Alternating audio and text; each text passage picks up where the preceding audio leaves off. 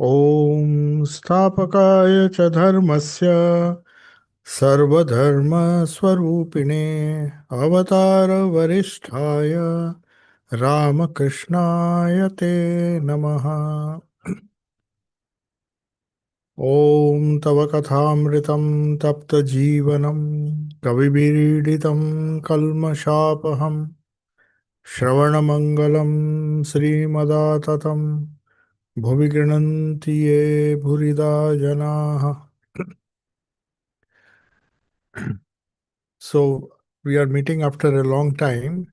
The gospel, the particular topic on the gospel of Sri Ramakrishna, which we were discussing, took place on 11th March 1883. So this conversation took place in Dakshineshwar. That is where most of the conversations were recorded. Of course, there were other conversations which M recorded. M was present in almost all the conversations that were recorded. He recorded it and then used to take down all the notes in shorthand. He was an expert as far as shorthand is concerned, and he could note down all the things so minutely that he created a beautiful picture through words. The exact location, the exact situation there, the surroundings, who all were there. So he normally gives a beautiful background before he describes what took place, the conversations that took place, where people used to come and ask questions. And many of them, though they had a lot of questions in their mind, they perhaps felt shy to ask them when so many people were sitting. So in Dakshineshwar, Sri Ramakrishna had this knack of understanding, or you may say it's a special power that he had, that he could read the minds of the people who were in front of him. He could judge them, not only judge them, but understand their exact problems, even if they were deep down in their unconscious minds. And somehow, without them having to express or ask questions, he would very often answer their questions. And these answers satisfied them. And then they went away satisfied without even having asked those questions.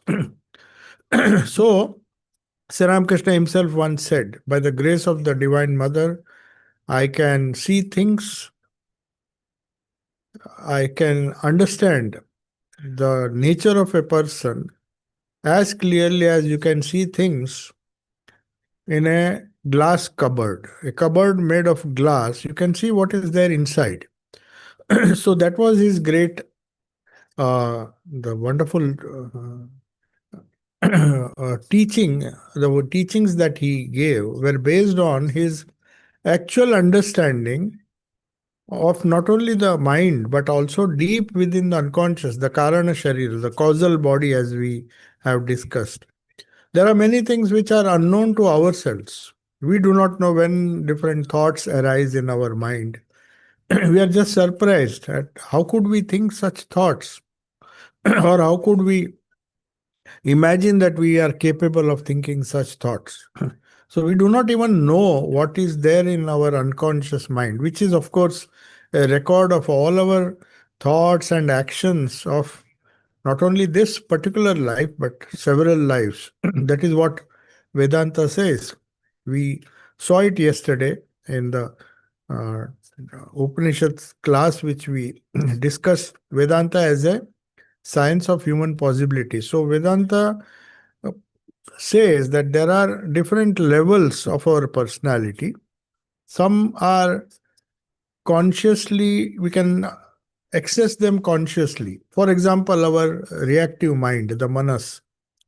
So we know what are the thoughts that normally occur, and we can see them. We can watch them as we see things around us.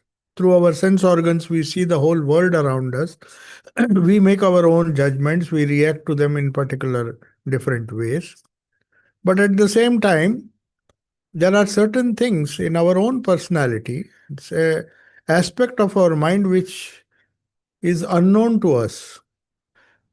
We may say it is the unconscious repository of all our old impressions, memories, and actions, which are, as it were, stored. And suddenly they come to the surface without announcing. And that is when we find that these nightmares, even during dream, they continue to harass us. We try our best not to think negative thoughts, not to think of any negative thoughts or depressive thoughts. No person likes that. But in spite of his own efforts in preventing negative thoughts, these thoughts appeared, and we do not understand the mechanism. Where are these thoughts hidden? Why do they come when we least expect them? And why do we suffer from anxiety, so much of worry and all, without any reason, without any stimulus? Apparently, everything is fine. We are sitting in a nice place. Still, our mind is wandering. The old memories come to the surface. We do not know from where they come. So, that is explained in Vedanta by a process which is by not a process, by a particular aspect of our personality, which is known as Karana Sharira or Anandamai Kosha. So that is where our hidden records or the hidden impressions are lying deep down within our consciousness. And when they find a suitable time or randomly, sometimes they just appear randomly. You have made no efforts to revive those old memories. Sometimes they are painful, sometimes they are good memories. So sometimes we enjoy when we just think of the wonderful things that we did. It's not that we always, these bad memories come to the surface. But when good memories come, that is why in the Upanishads, there is in the Ishopanishad, the Rishi is telling the disciples, Kritos Mara means remember your good deeds. Don't remember the bad memories that you had. If you ponder over those bad memories, there is a chance that those will come to the surface more often. So it is the good memories that you have to think again and again.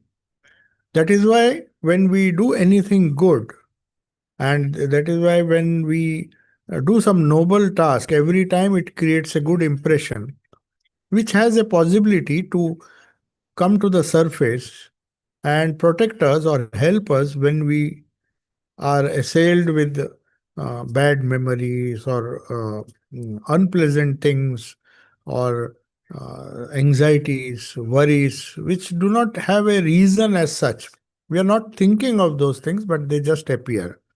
So, Sri Ramakrishna had that wonderful capacity to understand or to see what is there not only in the conscious mind, which many yogis can do. In fact, Swami Vivekananda said, I can, by looking at a person, I can more or less, if I apply my mind or if I focus my attention, if I meditate deeply, I can read the contents of the mind. They can read thoughts as they see objects inside a glass cupboard. That is, those are his own words. But his master, Sri Ramakrishna, had a talent, I mean, had a capacity to even understand those things which were uh, stored away as unconscious memories.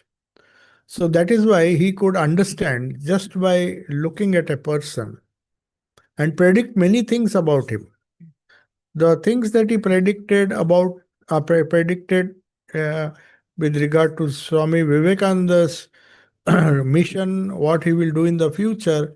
For Narendra, Narendra who was just a student, trying to compare him with Keshav Chandra Sen, who was such an established uh, person.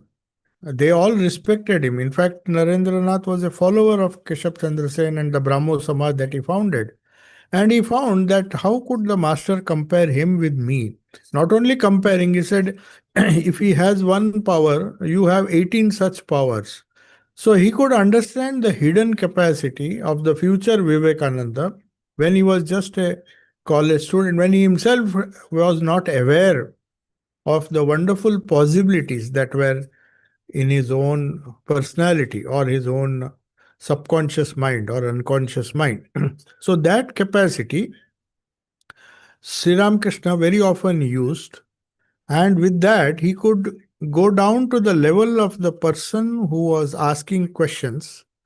He could understand for him this is the right answer. So very often you will see that he would tell the other people to come on some other day, because he did not want those people to think that this is the solution to their problems. They had a different set of problems other than what was being asked by the devotees. So he said, this is not for you. Very often he used to tell his uh, would be monastic disciples to come on weekdays. He said, why don't you come on weekdays? Because weekends, normally those who were employed and those who uh, were working in different uh, professions, they could come only on weekends. So that is those are the days which are recorded here. If you see, most of them, the conversations took place either on Saturday, Sunday, or a holiday. Whereas some private advice which Sri Ramakrishna gave, especially to his monastic disciples, he used to say, why don't you come on Tuesday? Why don't you come on Thursday? Because they were studying, most of them were either in college or they could somehow manage to come on other days as well. That is when he could give a separate set of advice. So that's why we'll see in this 11th March conversation, there are some things which he addressed to the people who had so many problems in their household, in the world. They were facing critical problems. So for them, he could go down to their level and give them something which they could practice.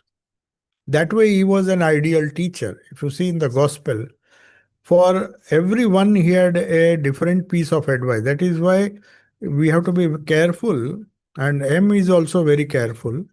He will try to give briefly the personality who has come and one who is asking, and try to explain if he knew about his whereabouts and what he did, what was the issue that he was facing, what was the uh, how much troubled he was. So, depending on that, Sri Ramakrishna would give an advice appropriate to that particular person. So, it may not always be applicable. There are certain things which are universal, and he would mention that. He would say that for everyone, this is a general solution. But there were some particular solutions given to particular people with specific problems. He knew either directly the issues that they were facing. For example, M, when he first came, Sri Ramakrishna knew exactly what was the issue with him, though he had not met him. It was the first meeting, and then he could understand that here is a person who is so much troubled by his household problems and problems at his workplace, that he practically had come to commit suicide. Had he not come to that room that day, he had come with his friend who thought that if I just bring him to a holy place or to a nice garden, Dakshineshwar temple garden, which was a beautiful garden, he knew there is something holy, there is a holy person here. He also, his friend also, Siddhu, did not know about the uh, about Ramakrishna. And in fact, that was according to our records, he never visited. But his job was to bring M. So when M came, he was a troubled. He had no idea of whom he's going to meet. He had just come there. Had he not come there, perhaps he would have committed suicide. That is what he himself says. He had so many issues in his home and in his workplace, the college, the school that he in which he taught. There are so many issues, so they were too complicated. Then we see Sri Ramakrishna taking control of his life slowly, guiding him. The first meeting itself was enough for him to be uh, to continuously come back again and again. And every time he comes, he learns something new, and he has not hidden it. See, it was so on. He was so honest that he did not hesitate to mention all these things in the gospel. In fact, the fact that he was in such a mental state when he came to Sri Ramakrishna, and how Sri Ramakrishna understood and gave different pieces of advice during his first visit, second visit, then we see he just keeps quiet. He keeps quiet and keeps on listening, and whatever applies to him, he would take those teachings, though it was meant for some other person. He was mature enough to know, oh, this is the advice perhaps Sri Ramakrishna is indicating in front of me. Maybe I can benefit from this advice. So you will find that a variety of people are approaching, and right now we see there is a Goswami sitting there who believes in a particular philosophy, which is very typical of the devotional school. There are so many devotional schools in Indian tradition, which are much similar to the Christian and Islam, where prayer forms a very important part in one's sadhana. In Advaita, in Buddhism and all, there's no question of prayer because they don't believe in a personal God. So, whom to pray? So, there's no element of devotion. But there are certain sects like Vaishnava sect in Hinduism, which come very close to Christianity and Islam, where you consider yourself to be a sinner. Sinner in the sense, somebody who is waiting to be redeemed by a savior, who's maybe the Father in heaven or some concept of God which one has, personal God. He has to be a personal God, somebody not only human, but intensely human, but also divine, who has the capacity to forgive our sins and help us when help us to get rid of all the effects of the sins that we have committed. So the Goswami is asking this question. So he is this Goswami, who is one of the devotees, is asking how important it is to repeat the name or to love God. And he's giving an example from Ajamila. Ajamila is a uh, uh, person who was saved. We'll see the conversation. It is explained here very well.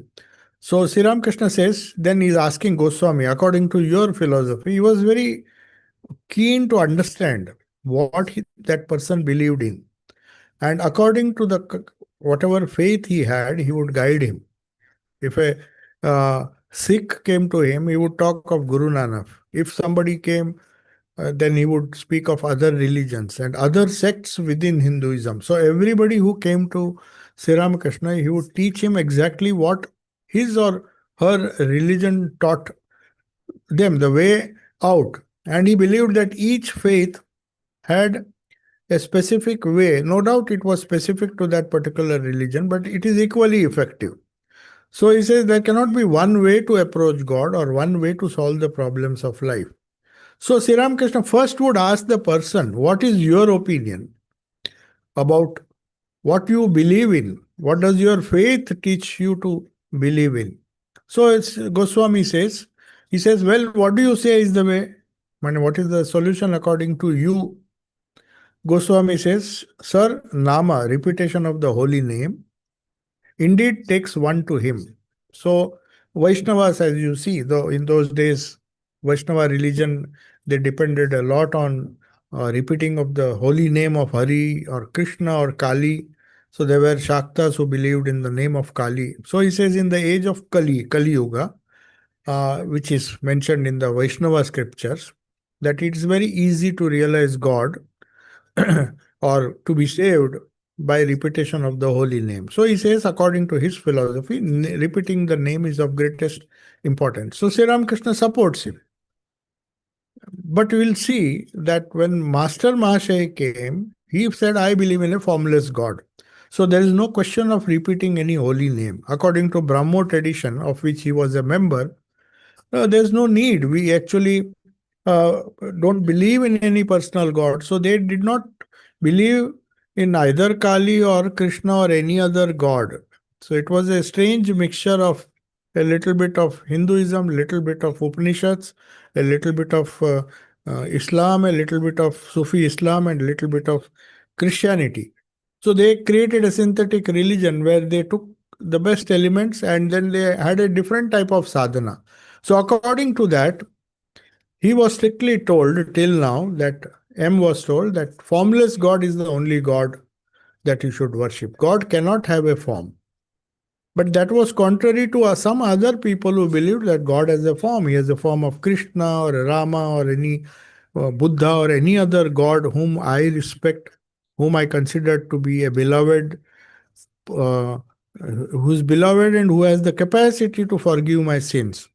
So this has come, the Savior, this concept of Savior in Christianity, something like that, that being the Son of God, he can intercede on the behalf of sinners and pray to the Father in heaven to forgive us of all our sins. So exactly a similar philosophy was there in the was there amongst these Vaishnavas. So Sri Ramakrishna supports that. He said, yes, undoubtedly, name is of great importance. Yet, if there is no love, but just repetition of the name will not, how can it help?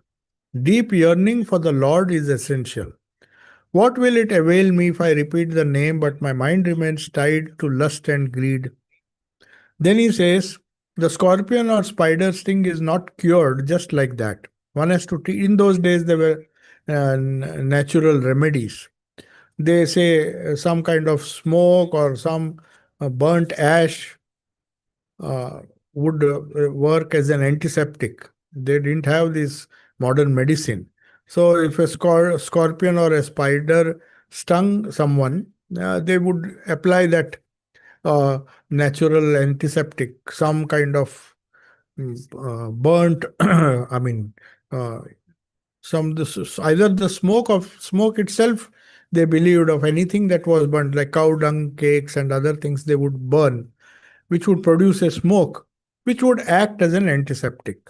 So he says that is like something like just taking the name without love is like not treating. You cannot cure the spider's sting. If the worldliness that we are that we are ridden with has to be cured by love, which is like the smoke. You can treat it with that kind of antiseptic. But Goswami now believed in a philosophy where he said the name is enough. Whether you love God or not, the name has an inherent power. If you repeat that, you will be liberated. So he's giving an example. It's an example, very popular example of Ajamila. He says, what about Ajamila? Ajamila was a great sinner. There was no sin he did not commit, but he attained liberation by calling his son by his name, Narayana, at the time of his death. That means he is trying to tell Sri Ramakrishna that what about Ajamila? He was a very worldly person, he had committed, there was no sin that he did not commit. Even he was saved by just repeating the name, not out of devotion. It's just a coincidence that his name and his son's name was the name of God. So there is this famous story which says that he just when was about to die, and according to the Vaishnava tradition or Hindu tradition, if you repeat the name of the Lord, your Ishta, when you are about to die, the last thought, if it is there, I mean, if it is of the Ishta, then you will be liberated. You will attain heaven or whatever it is. So he, by mistake, he said he was calling his son. He just wanted to say that it is not just love of God, because Ajamila never believed in devotion. Accidentally called his son. He was very much attached to his son, so he called his name Narayana, shouting loudly, and the story goes that the Lord himself came and rescued him. So Sri Krishna now says, don't think that is a rule. Otherwise, everybody will be, in Indian tradition, you will find that all the children are named after some god or goddess. So just by repeating their name, you are not going to get liberation. So Sri Krishna is clearing this doubt. He says, How do you know? Perhaps Ajamila had performed many meritorious deeds in an earlier birth, and it is a fact that he practiced austerities later in his life. So, this is a very important idea. There used to be a Swami Primeshananda, to whom many people would go and saying that, see, now I am old, I feel that I have done committed lot of mistakes in my life. So, is there no way out for me? So that Swami used to very often tell. He was a disciple of Holy Mother, so he used to say, "How do you know that based on the few sins that you have committed in this life, you will be damned to eternal hell? How do you know that?" According to the karma and rebirth theory, there may be several lives where you would have performed austerities. So you can't judge yourself by a few years of good deeds or bad deeds that you have done. That's not going to decide your fate. So the rule is, if you say perform certain good deeds for about 20 years or so of your life, and you cannot expect to go to eternal heaven just for 20 years. The scientific basis of analyzing these things, that every effect has a cause. Science says you cannot get out more energy than what you put into it. It will be transformed into something else. But this law of conservation of energy applies to the spiritual world also. You do good deeds for 10 years and you can't expect that you will go to eternal heaven where you will always enjoy the fruits of your good karma. So, according to Hinduism, you will enjoy heaven or enjoy some wonderful fruits of that even in this life, but that will be limited. That will be limited to the amount of good karma you have done. After that, when the karma is exhausted, the Upanishads are very clear about it. He said, even heavens are temporary because you would have done good deeds for a limited amount of time, and you can't expect like eternal heaven for some good deeds that you have done. Similarly, on the other side, you cannot expect to be damned to eternal hell because of few mistakes that you have done.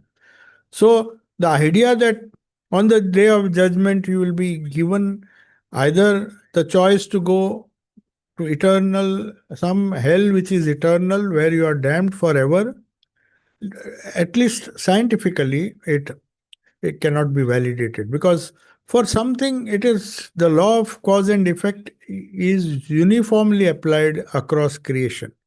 If it applies to the gross universe, it applies to the subtle universe. That's why Buddha used to say, who believed in the law of karma, he said, as you think so you become. So you think good things, the inevitable result will be that you will be accumulating good karma. So the law of karma, it is not partial, it is impartial.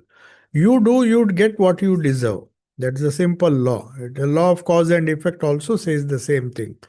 If you the cause has to be commensurate with the effect, or the effect will be commensurate with the cause. So you get only what you deserve. So he's trying to tell this Goswami that just because uh, that person called his son's name just before dying, that will not entitle him to go to heaven. At the time of his death, as the scriptures say, if you remember the Lord, you will be saved. He says, perhaps, how do you know? Ajamila must have performed many good deeds. And as a result of that, he recited the name of Narayana, which was actually his son's name. So it's not by remembering his son that he went to heaven or whatever it is. And he says in fact, though he led a very evil or bad life, he practiced austerities later. He repented, and Sri Ramakrishna knew uh, the history behind Ajamila's redemption. So, and then he says, and one can say this too. See how logical Sri Ramakrishna is. One can say this too, that it was his last birth. What use is it to wash an elephant if it again smears its body with mud? It becomes its original self. But before it enters the stable, If somebody wipes the dust off and then gives it a bath, it remains clean.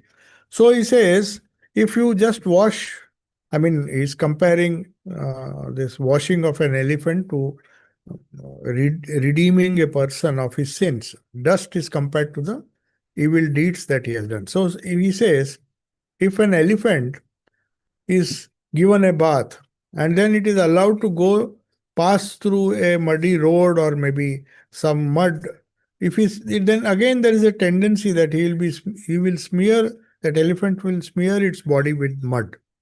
So that's why they say the bathing or the it has to be given a bath just near the stable somewhere, so that he doesn't get a chance to soil himself.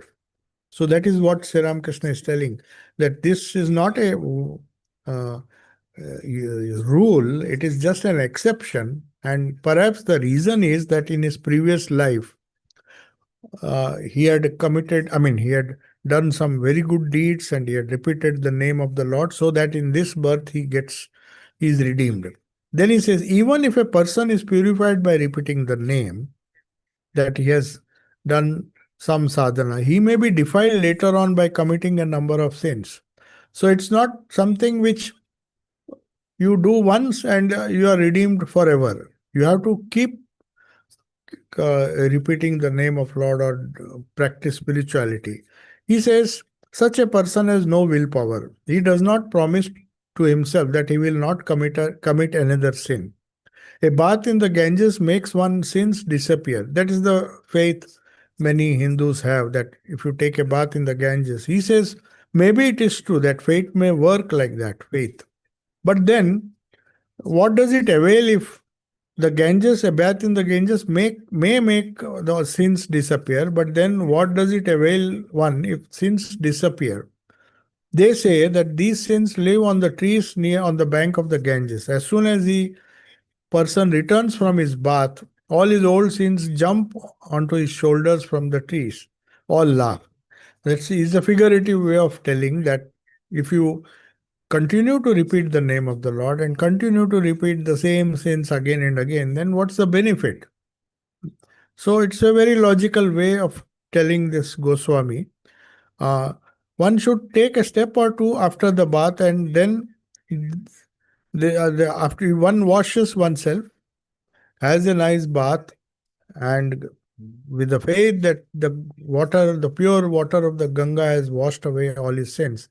But as soon as he comes on the bank, all the tendencies, all the samskaras come back to him and he commits the same sins. So no matter how many baths he takes, is not going to change his personality. That's why he says, so repeat the name, nothing wrong in that. And also pray at the same time that you may develop love for the Lord. And that all these transitory things, such as money, name, fame, and the pleasures of the body, may have less and less attraction for you. So he's telling Goswami it is not just enough to repeat the name or perform some ritual thinking that you have done your religious duty and now you will be saved. So it is, Sri Ramakrishna is very clear that when you worship God, whatever name you give him, whatever the avatar or the Ishta that you have, whether you believe in formless God or God with form, it has to be a sustainable effort. You have to constantly uh, perform spiritual practices. That is why when Totapuri came, his Advaita Guru, Sri Ramakrishna, he told something very nice. And Sri Ramakrishna used to say, my Guru used to say that a brass pot, if it is not shine or clean daily, it will develop some kind of, it will be discolored. You have to polish it.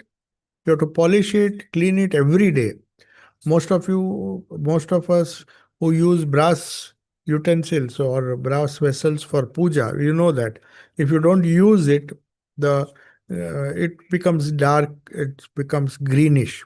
So before the puja, every day, though it takes a lot of time, either tamarind or lemon or something has to be applied and it has to be polished so it shines. But the moment it is not shined, a particular day or for a few days, it gathers all the dirt or the different it gets discolored. So Sri Ramakrishna used to say the brass utensil has to be polished every day. Now he comes to the Goswami, because Goswami believed that according to their faith, that if you have Ishta, you have to have faith in your God. And if you have intense faith to the extent that it becomes a fanatic faith, you can realize him. There is truth there, but still, Sri Ramakrishna tells the Goswami that when one develops sincere devotion to him, whichever God you believe in, one can realize Lord by any other religion as well. This has to be accepted, which is not acceptable to many people. Especially if you say that there's only one God and only He can save you. He says you believe that in that your God is going to save you. Nothing wrong in that, but one can realize Him through different religions. That option or that possibility also you have to keep in your own mind. The Vaishnavas will attain him, so will the devotees, the Vedantists, and also the Brahmo Samajis. Brahmo Samaj was a new religion at that time. They did not believe in idol worship. In fact, they had advised all their disciples or all their followers not to visit the Kali temple in Dakshineshwar. So Vivekananda also in the initial stages refused to go because that was against the tenets of Brahmo religion. They said you cannot worship an idol. So they had taken different ideas from different religions, created a synthetic faith. But it could not survive long, this Brahmo religion, because you cannot have that kind of attitude, a little of everything. Sri Ramakrishna's approach is, why do you think that somebody who is worshipping an idol or somebody who is worshipping another god will not? If he is a good person, he will, no matter which god he believes in, he will attain to him. So the Vaishnavas will attain him, the Brahmo Samajis, so also if they are sincere in their faith, they will attain him. Even the Muslims and the Christians shall also attain him. Everybody will attain God if they develop sincere devotion. What is important is how devoted you are in your own path. There's no need to change your path. But some people pick a quarrel. They say, unless you repeat the name of Lord Krishna, you are not going to succeed. Others say, I don't believe in it. You don't repeat the name of Mother Kali, you will achieve nothing. Yet others say, except through Christianity, you will reach nowhere. Such intelligence is called dogmatic intellect. Thinking that only my religion is true and all others are false is not right. You can attain the Lord by many paths. The only thing that is needed, according to Sri Ramakrishna, is sincerity or love or sincere devotion in your own path without hating others. Besides, he says, some say that the Lord has a form, that others say is formless, and they unnecessarily quarrel with each other. The Vaishnavas quarrel with the Vedantists. Unless you see the Lord face to face, you cannot talk to him correctly. He who has seen him knows that the Lord has form and also he is formless. What else he is cannot be talked about. So at the level of talking, you may dispute, you may quarrel with each other, but when you experience him face to face, when there is a spiritual experience, each experience is equally valid, whether you see him with form or without form. Sri Ramakrishna gives a beautiful example. He says a number of blind men came to an elephant. They did not know how the elephant looked like. They were blind from birth. So naturally, when they were told that somebody told them that it was an elephant. The blind man asked, "What is the elephant like?" They obviously cannot see it. They could only feel the elephant. So they began to touch its body. When they were led to the elephant, one of them said, "Oh, it's like a pillar," because this blind man had only touched the leg. So he was thinking it's shaped. When I touch the pillar, uh, it just appears as if the elephant is a pillar because it had not touched the other parts of the elephant. Another man said the elephant is like a husking basket. because this person had touched only its ears. Similarly, he who touched its belly or trunk talked of it differently. In the same way, he who has seen the Lord in a particular way limits the Lord to that alone and thinks that he is nothing else except like the pillar. Because he has seen only the pillar, that doesn't mean the elephant is just the pillar. It has other shapes. It is equally true that in some parts of his body resemble a pillar, some parts resemble the husking basket, the ears, especially the huge ears. So then he says, he gives another example. This is as far as shape is concerned, the form is concerned. But he says another person used to go to the jungle daily. When he returned, he used to see a creature which he did not know that it was a chameleon. So he said, I've seen a beautiful red chameleon under a tree. Another person said, who was also used to go to that forest, he said, no, no, I've seen that creature. It is not red, it is green. I saw it with my own eyes. And then they used to dispute. He said, no, the creature which you saw, it may be green, but I don't think it is green. I have seen it very clearly and I'm not color blind. It is red. The other person and another person said, I have seen it is blue. Then they were all quarreling when the person who was sitting under the tree, he said, I am staying here for a long time. You people now and then come and see this creature in different colors. But I have seen, you don't have to quarrel. All of you are correct, but at the same time, you are not correct in the sense each one of you is right in describing it. At a particular time, the chameleon keeps on changing its color according to the surroundings. If it is near a tree or a leaf or grass, it exhibits its green color just to camouflage itself. So each one of you is right in describing it. It's a chameleon, sometimes green, sometimes blue, and sometimes it assumes other colors. At times, I find that it has no color at all. Sometimes it appears as if it is totally transparent. It takes the color of any object near it. So, the colorless appearance of the chameleon is something like the formless God. So, God is formless at the same time. If you hold on to that idea, then he is formless. He can assume any form, green, blue, red, like this animal. So, to the Goswami, he is saying, it is no use saying that the Lord has a form. It's right that he assumes a human body, as in the case of, say, your Krishna. He appears before the devotees in different forms. That is true. But it is also true that he is the formless Akhanda Satchidananda. The Vedas say that he is both with form and without form, with attributes as well as attributeless. Then he gives a beautiful, unique example. This is two examples he has already given, the elephant and the chameleon. But then he says, do you know what this Satchidananda is? We discussed why it is known as Sat, Chit, and Ananda. There is a nice book by David Bentley Hart, who studied comparative theology, though he belongs to the Roman Catholic faith. He wanted to just show that if you compare all the different religions, do they point to a single reality? That was his quest. They may use different names. They may say Father in heaven or Allah or any other God, Krishna, Rama, or the Brahman of the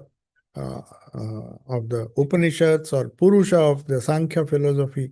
So, what is common? Is there any common factor in trying to describe God? So he comes to a conclusion after studying all the traditions. He says three things can be attributed to reality, and that is existence, knowledge or consciousness, and bliss. That is what Satchidananda means. Because existence, eternal existence, when a human being, one of the most prime concerns of religion or spirituality is that we want to be eternal. We don't want to die. Everybody is afraid of death, from the animal or a creature to the highest human being. Nobody wants to die. So this desire to lead an eternal life is there from time immemorial. Some will say after that we'll go to heaven, or maybe somebody will say can be condemned to hell. But existence will never be lost. It will be in some other form. You will continue to exist. So this Sat, or the Sat, Chit and Anand. The Sat is an eternal existence. Everybody wants to exist, no matter how much evolved he is. Even the animal, even the creature, even the viruses want to exist. Nobody, when it is tried, when somebody tries to kill it, it will resist, because it thinks by destruction of the body, its existence is threatened. But human beings have much more wisdom. They think we exist, may not be in this form, will be born again. So our outer covering, outer form changes, but the inner core remains intact. So there are so many different ways, but all point to one thing, that it is Sat. Our nature is Sat. We want to exist. We do not like a, a time or something that will make us vanish. We want to live.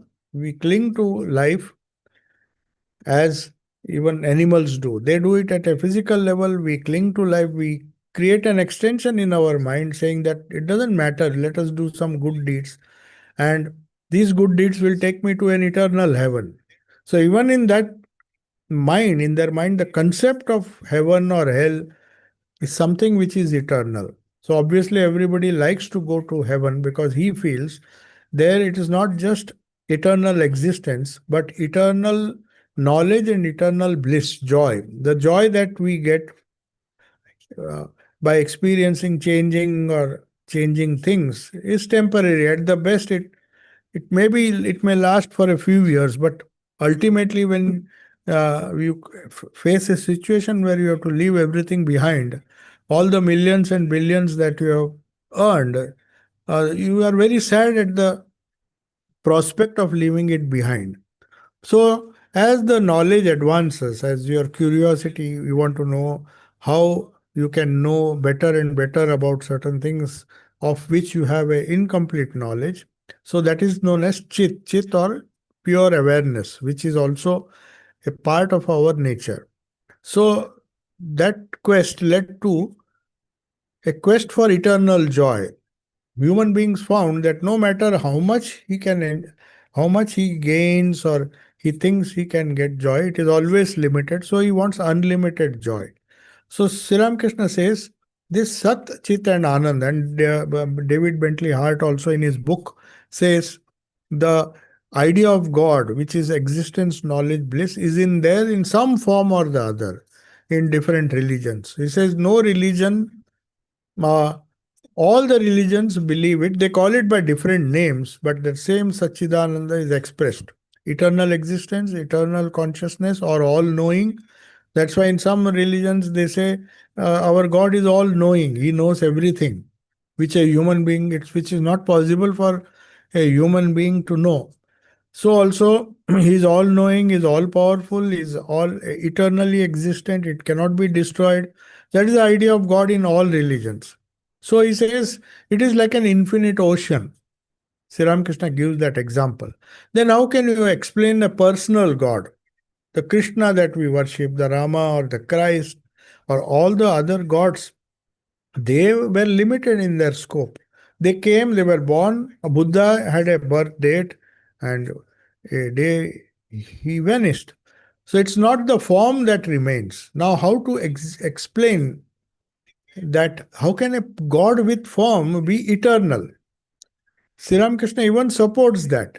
If you ask the Vaishnavas, if you ask the people, they say Vaikuntha is a place where the eternal Krishna, you can live with him eternally, or any other heaven where your father in heaven, or whichever way you express him, or the mother, divine mother, every concept of people who believe God with form, they want to eternally live with that God whom they worship. So they will create a Vaikuntha, which is not untrue. It's Sri Ramakrishna says that is also a fact. How does he explain it? He says, take an ocean, for example. When that ocean, in some parts in the Arctic region, the same water which is formless assumes a form of a ice, or it when it becomes cold, it freezes into ice. It apparently has a form. Till heat, if you heat that ice, again it becomes formless. So, in a similarly, the ocean of Satchidananda, you can imagine that God takes up form. But with the rise of knowledge, that form becomes formless. But at the same time, Sri Ramakrishna very cleverly says, for the devotee is with form, like the ice cube. So ice has a form, but water actually doesn't have a form. It has a form only if you put it in a vessel, it takes the form of that vessel. Similarly, ice has a form, that portion of the ocean which has frozen assumes a huge form, maybe a big iceberg or a small iceberg. So when the son of Jnana, when knowledge comes, when pure knowledge comes, that same form melts into formless, and you're not worried because you know the same ice has become water, and the same water can again become ice. But why do these people in the Bhagavata is trying to explain that in the Bhagavata itself, Sri Krishna says that you are with form, you are the formless, just like this ocean and its ice. But at the same time, some devotees like to see that eternal form. They don't bother. They say we don't bother about the formless. We have eternal form of Krishna. We want to hold on to that eternal form. Even after death, eternally we want to be in that Vaikuntha. So is that idea wrong? He says no. Some devotees say that they have the water or the God assumes eternal forms. He says there are places, see, Sri Ramakrishna, though he never went to the Arctic or the Antarctica, he says there are some places where ice never melts, and he was true. Of course, somebody would have told him that there are geographical locations where the ice never melts because the sun hardly reaches there, or even if it reaches, it's so cold there because of its distance from the sun, it never melts. So there are places where the ice never melts. It assumes the form of big icebergs, eternal icebergs. So he says even that is logical. If somebody says that he has seen the eternal Krishna, he wants to uh, live in Vaikuntha with that, in whatever form that he has assumed for the devotee's sake, that same that same idea he wants to extend. So he says, I don't believe in the formless. I don't believe that my iceberg should convert itself into water. My devotion is so much that I want to see that eternal iceberg. I am happy with that. But those who have knowledge, they say that same iceberg, when it melts, it has become the ocean, and I am fine with that water because ultimately the same water has become ice. So that is why Kedar, Kedar, who was another devotee, says, yes, yes, he's supporting what Sri Ramakrishna was telling Goswami. So he says, sir, in the Srimad Bhagavata also, Vyasa prayed for God's forgiveness for three major faults.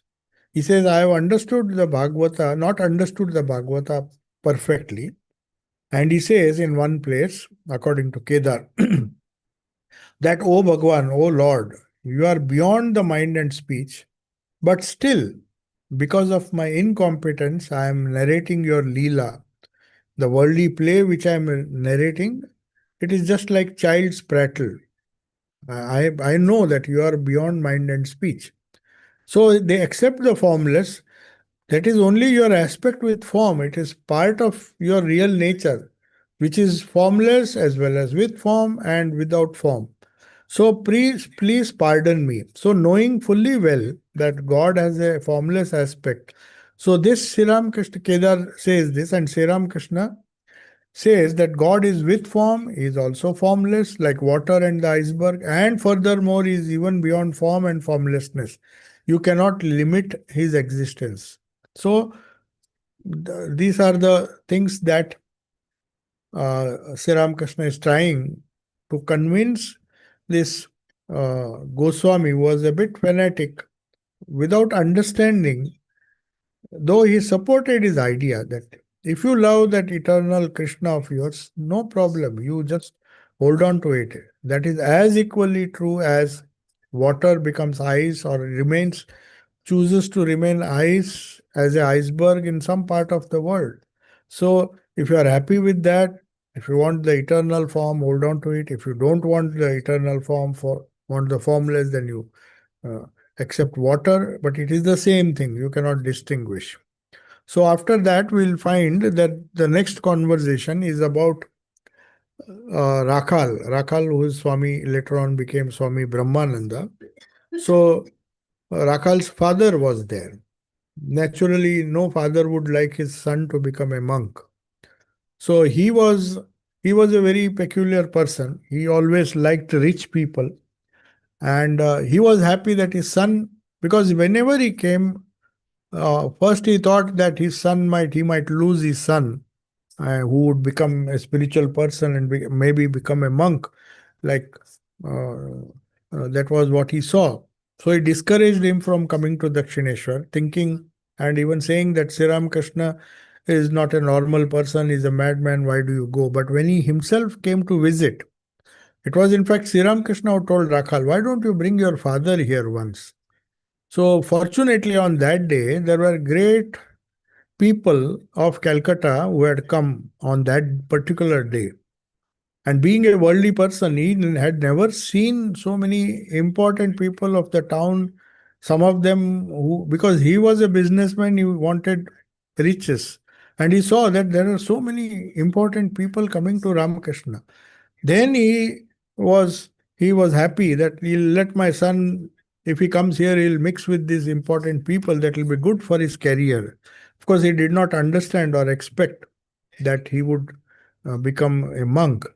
But his that idea was he's a rich worldly man, Rakal's father, always busy with litigation and all such matters. He sometimes comes to see Rakal. A number of lawyers, deputy magistrates often come to visit Thakur. So his interest was in those people. Said, oh, if my son is exposed to these important people, maybe it's good for his worldly career. That's why he allowed him to come. It was, in fact, Sri Ramakrishna knew this.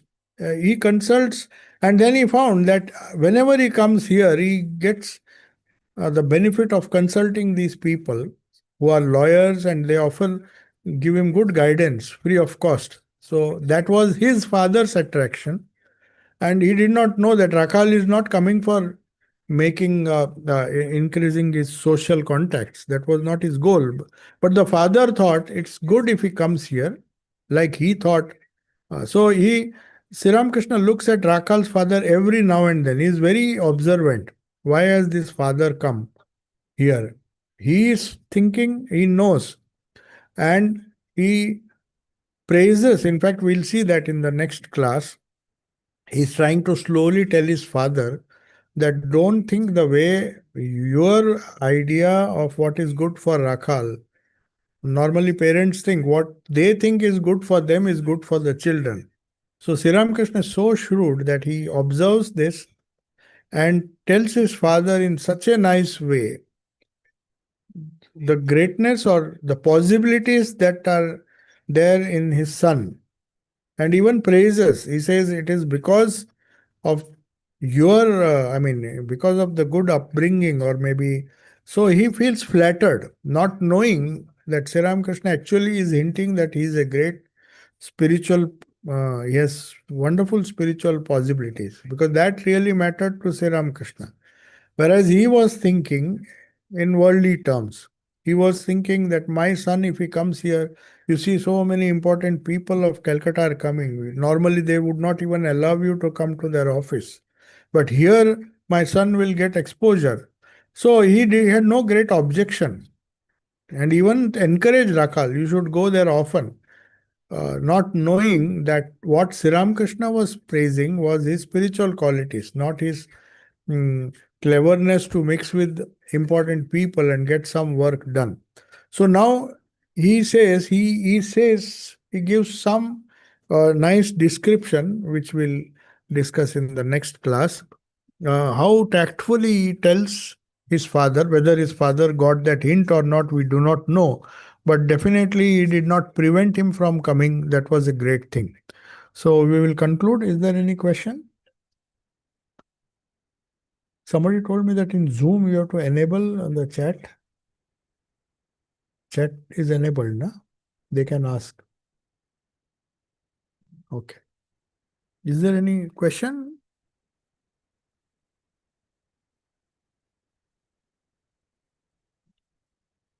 Hmm. Causal body. Karana Sharira, I have explained, if you have attended my Saturday class, they speak of three bodies.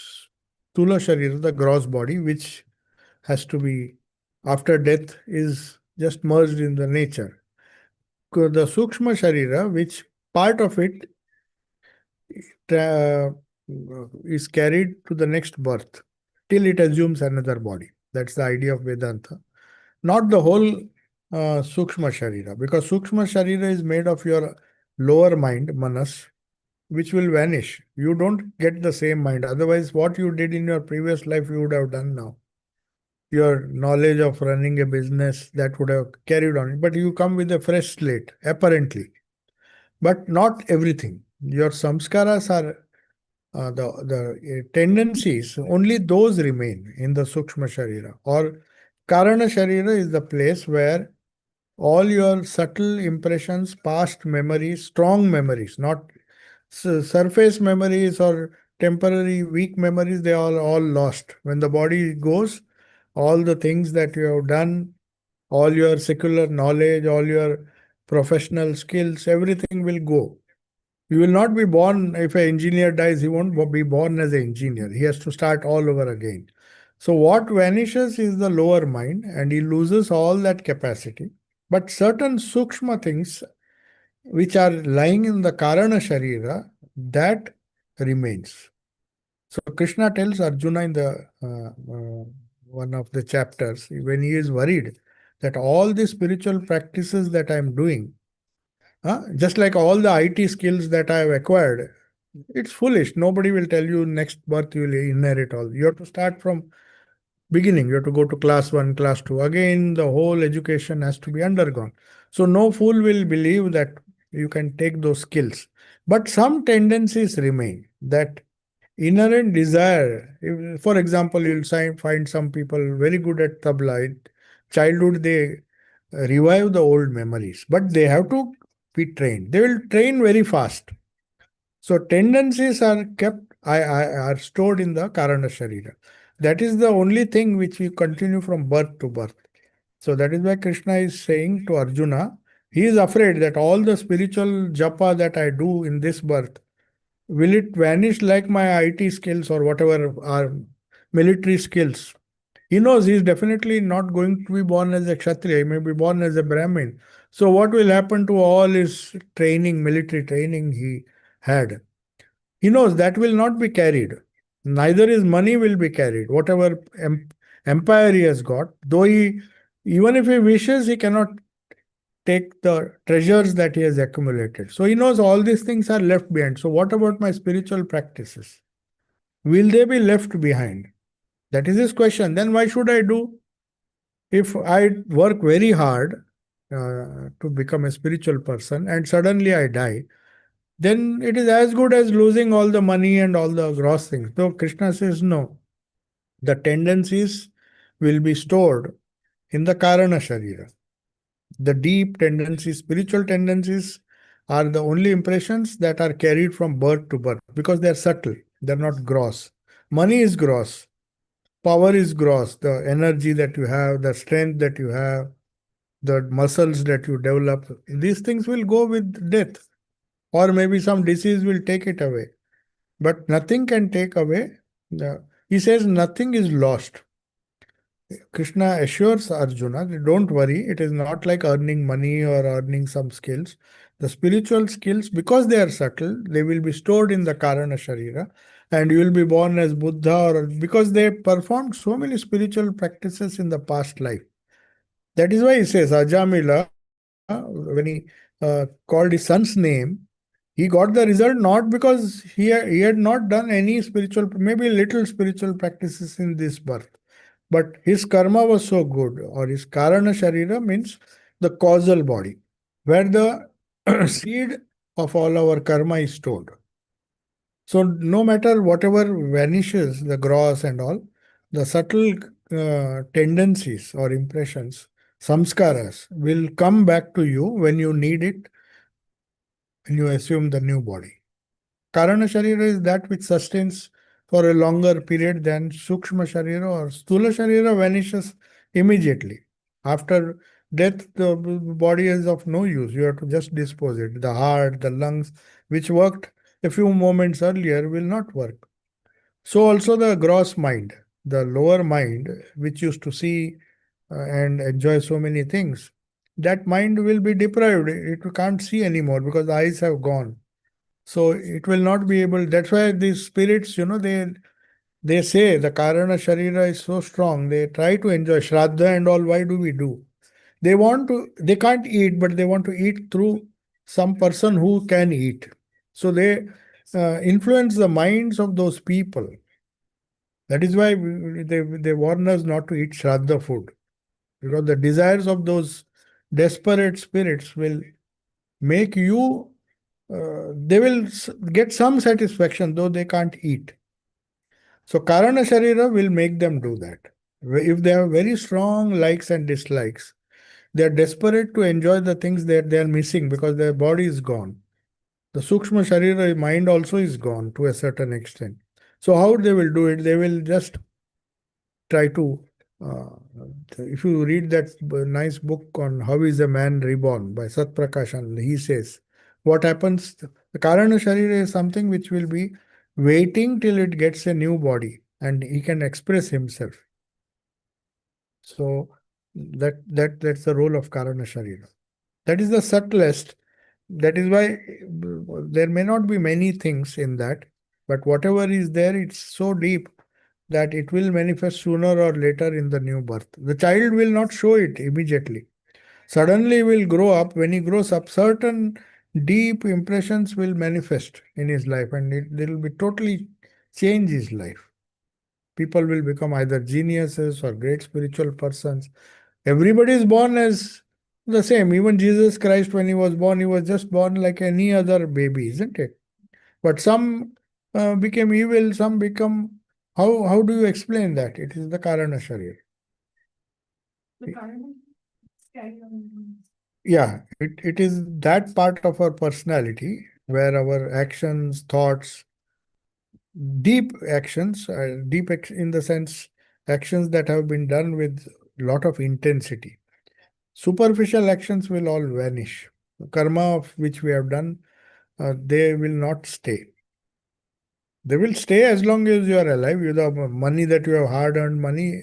It's better to finish enjoying that. Otherwise, it will be left behind.